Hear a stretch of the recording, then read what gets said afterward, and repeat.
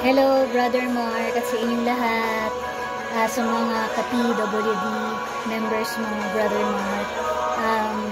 Gusto ko lang purihin ang ating Panginoon. Praise and thank you, Lord, sa PWD Fellowship Group na to, nanililid ni Brother Mark. Brother Mark, thank you sa heart mo to serve them.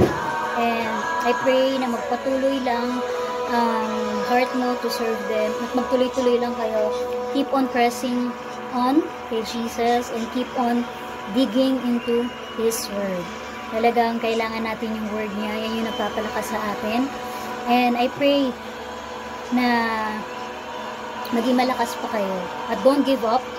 Alam naman natin, the Lord is not giving up on us. And I just want to share yung Bible verse na to sa 1 Corinthians 15:58 na be strong and immovable. Always work enthusiastically for the Lord, for you know that nothing you do for the Lord is ever useless. Ngayon, alam naman natin na ginagawa natin ito ay hindi lingid sa kaalaman ating Panginoon, at alam niya na ginagawa natin ito for His glory. And I pray na huwag kayong magsawa, patuloy niyong mahalin ang ating Panginoon, and nawa lalo pang mag-grow yung groups nyo na ito.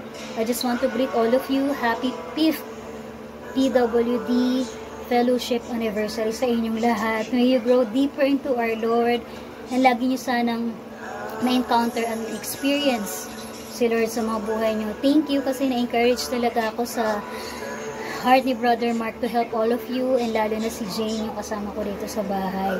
I pray na talagang lalo siyang maging close kay Jesus, Brother Mark. I pray na